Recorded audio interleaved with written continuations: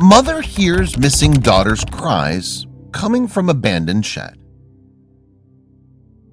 Welcome to Viral Stories, secrets, facts, and strange stories from around the world. If you find yourself amazed at what some of our fellow humans and animals can do, this is the place for you. This is a channel you're going to want to tell your friends about. Be sure to subscribe and hit that bell icon to be notified of our new uploads. Now sit back, relax, and enjoy Viral Stories. If the movies Rear Window or The Burbs taught us anything, it's that you never really know what your neighbors are actually about. They may put on a nice, pleasant, and perfectly normal face in public, but be entirely different in private. We would all like to think that our neighbors are our friends, good and nice people that are going to help and protect us from the real-world elements.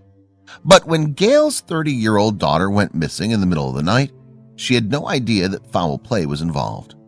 She could never expect or thought that someone so close can be so evil. Nobody ever wants to think that the devil is living next door.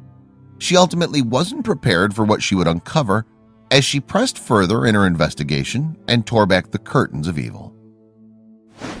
Gail, who's the mother, lives with her daughter and her grandson in their tiny little house on a relatively quiet street. That evening, Gail went to sleep around 10 or 11 p.m. in the evening. Gail hadn't seen Jennifer since they went to bed that night and started to become increasingly worried that something was the matter with her. At about 1:30 a.m., Gail suddenly woke up out of a dead sleep. Gail was hit with a strange feeling, call it a mother's intuition, that something was the matter. She got up and checked on her daughter, but she wasn't there. She then checked all the bedrooms, but Emily was nowhere to be found. Now Gail was really starting to get worried. Gail searched the house frantically and began calling Jennifer's phone in hopes she'd answer and say she was staying at a friend's house. It was unlike Jennifer to do that, but she was trying to be optimistic. She checked every room, every bathroom, and turned the house upside down. She just couldn't imagine where Jennifer was. She then went outside to check her garage and the backyard and front yard, but still no sign of Jennifer anywhere. Gail's intuition was right. Her daughter simply vanished in the middle of the night and was nowhere to be found. Gail, who at this point was becoming increasingly worried, felt that she needed to call 911. She knew that once she made that call, it would kick off a chain reaction, but she felt it was necessary. She hesitated, thinking that maybe Jennifer would show up and she'd look like a crazy mom by calling 911. Gail ended up making the right decision and called 911. She told them that her daughter was missing. The 911 operator told her to calm down and that they'd send the police over right away to her house. She hoped she wasn't wrong, but her mother's intuition kicked in and she knew it was a race against time to find her. Officers were on the scene almost immediately after the call. They quickly worked to calm Gail down and asked her to explain the situation so they could help her find her daughter. Several of them wrote it off as her daughter just not coming home that evening, but with the mother as frantic as she was, they kept an open mind. Gail explained that she'd not seen her daughter since she went to sleep that night. She woke up in the middle of the night and her daughter was nowhere to be found.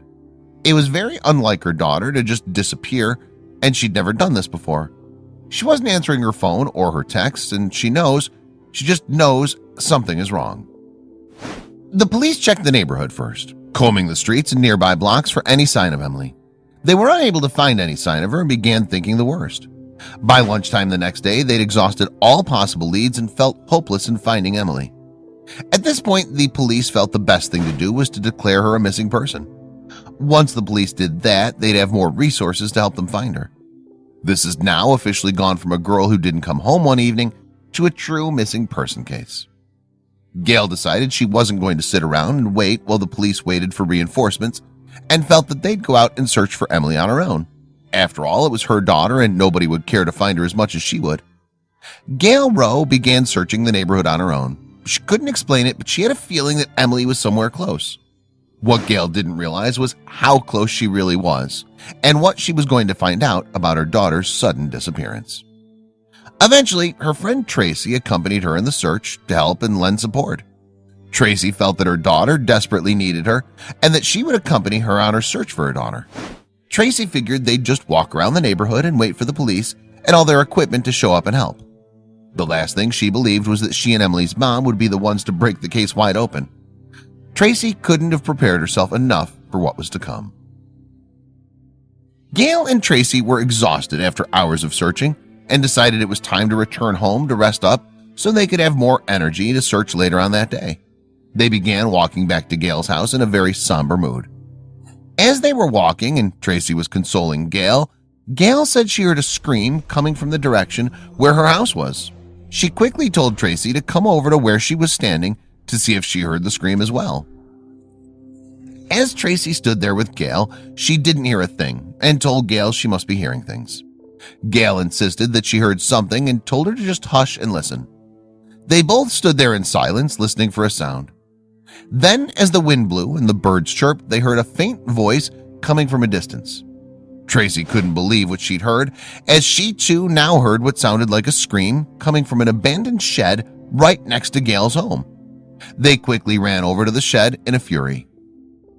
As they approached, Tracy told her to be careful. They didn't know what was going on and who was watching. The desperate mother ran to the shed and began pounding on the side, shouting, "Emily, if you're in there, yell again so we know you're in there. We'll get you out." They waited and listened. A few more bangs and Gail began to call out, "Emily, is that you? Are you in there, Emily? Mommy's here to help." After what felt like a lifetime, they heard a faint whine saying, help." Even if it wasn't Emily, someone needed their help. Gail and Tracy immediately went to the door of the shed to get it open, but it was locked very tight. They kept pounding on the shed and ran around looking for any way possible to get in. The shed was old and beat up, but was locked as if $1 million was inside. They decided that they could not get into the shed alone and called the officers to come help them. They figured this was a serious situation and it was best that an officer handled from there. Police soon arrived on the scene and found the shed was bolted shut with a padlock. They found this extremely odd given the look of the shed to have been locked so well. They broke out the bolt cutters and got to work. At first the bolt cutters were not working, but finally they were able to get the padlock off and took a look inside the shed. The doors finally swung open to the shed, and to everyone's surprise, the shed was empty. There was nobody inside and no sign of Emily in the shed at all. The police began to think that Gail might have been hearing things. Gail's friend Tracy told the officers that she heard the screams too and that someone inside the shed was somewhere. The police began searching all over inside the shed. They took everything that was inside the shed out in order to be able to show Gail that there was nothing inside. Emily was nowhere to be seen. One of the officers decided that they should try to rip up the floorboards just so they can show Gail there was nothing in the shed. This wasn't their property, but they felt they should do it anyways. The officers tore up the floorboards, thinking that perhaps something was hidden under it, and at worst they can calm Gail down by now, who was completely frantic over the situation.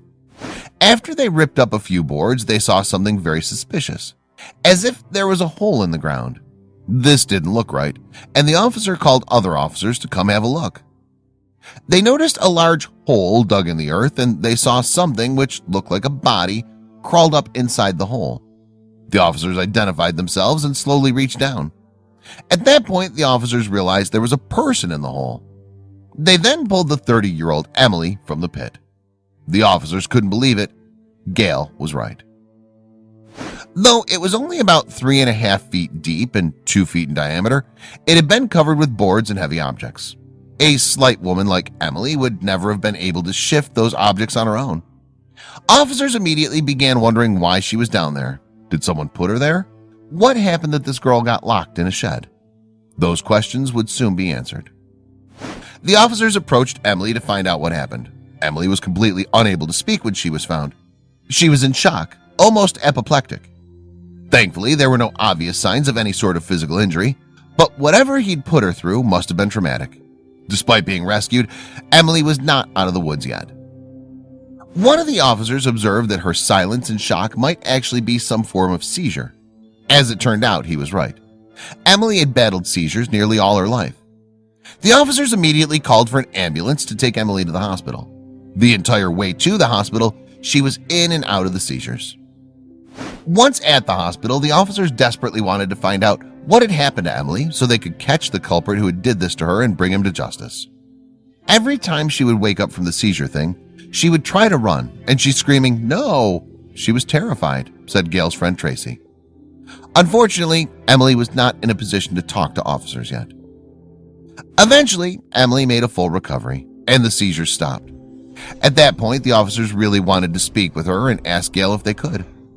Once Emily was properly away, she finally told the police who'd put her in the pit and caused this all to happen. The police couldn't believe who she fingered as the culprit.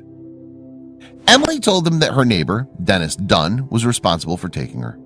The police officers were able to find out that the shed Emily was kept in was owned by Dennis.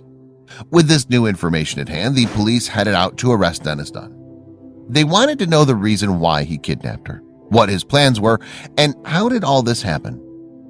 Police officers at 8 a.m. headed out to arrest the 45-year-old Dennis Dunn. They had to be extra careful as they felt he may be armed and dangerous and must take precaution.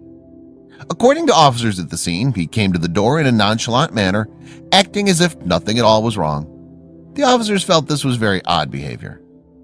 Dennis Dunn's criminal record wasn't exactly squeaky clean. He was arrested for drug possession at 3 separate incidents in 2007, 2008, and 2009, not to mention a string of traffic-related charges. Yet these misdemeanors were nothing compared to the escalation he exhibited when taking Emily. How did this man go from a petty criminal into a monster? The local sheriff's office reported a history of incidents involving Dennis Dunn and Emily Elliott. In October 2006, Emily reported to police that her next-door neighbor had been harassing her with phone calls and text messages. At the time, she thought Dennis was just creepy, but harmless, and declined to press charges. That would end up being a fateful mistake she made. The abuse continued when he kidnapped her as well. According to Emily, Dunn would alternate between uncharacteristic pleasantries and downright abuse. When he closed the shed, he said, "I love you," explained Emily. He would make threats and call me a piece of shit. Dunn's history of mental illness would explain his behavior as well.